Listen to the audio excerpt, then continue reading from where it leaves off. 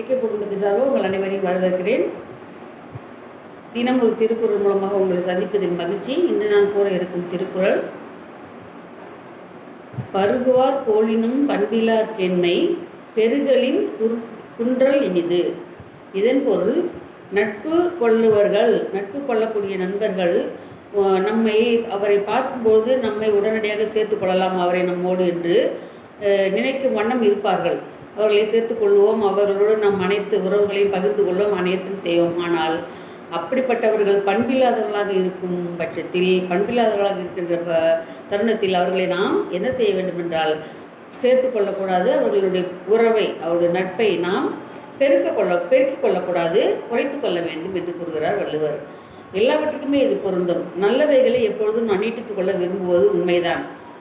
நல்ல நண்பர்கள், நல்ல மனிதர்கள், நல்ல உறவு, நல்ல உணவு, நல்ல உடை, எல்லாமே இந்த நல்லது அனைத்துமே நம்ம என்ன செய்ய வேண்டும் என்று கேட்டால் பெருக்க வேண்டும். அப்பொழுது இருப்பதை விட அதிகமாக அதை அதிகப்படுத்திக் கொள்ளலாம். அதனால் நமக்கு எந்த தொந்தரவும் இருக்காது. ஆனால் அதே போல் நன்றி இல்லாதவற்றை, தீயவற்றை, அவர்களுடைய அந்த நன்றிக்கு எதிர்பாரமாக இருக்கக்கூடிய அனைத்து விஷயங்களையும் நம்ம என்ன செய்ய வேண்டும் என்றால் குறைத்து கொள்வது நல்லது. அப்படி குறைத்து கொண்டால் நம்முடைய வாழ்வு நலமாக இருக்கும். அப்படி செய்யாமல் நம்ம எதிர்மாறாக நல்லவைகளை குறைத்து கொண்டு தீயவைகளை மீட்டி சென்றால் நாம் நரகத்தை விட மோசமான ஒரு நிலையை அடைவோம். உங்களுக்கு தெரியும், நரகம் என்பதுதான் உச்சகட்ட தண்டனை என்று நாம் நினைத்து கொண்டிருக்கிறோம். ஏன்னா நம்மால் எண்ணி பார்க்க முடியாத தண்டனைகள் எல்லாம் அங்கு கொடுக்கப்படுகிறது என்ற ஒரு ஐயப்பாடு நமக்கு இருக்கிறது.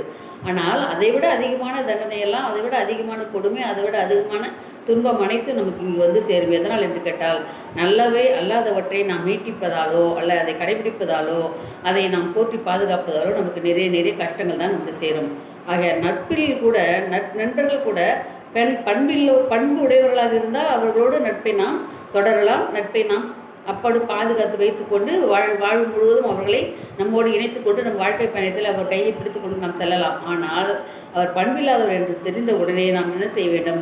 அவரிடம் விவரமாக சொல்லியோ அல்லது சொல்லாமலோ அவர் கையை விடுத்து நாம் தனியாக பயணிக்க கற்றுக்கொள்ள வேண்டும். அப்படி இருந்தால் நம்முடைய வாழ்வு சிறக்கும். இல்லை என்றால் அந்த வாழ்வு கண்டிப்பாக சீர்கெடும் என்பதுதான் இந்த திருக்குறள் மூலமாக நான் தெரிந்து கொள்ள வேண்டிய விஷயம்.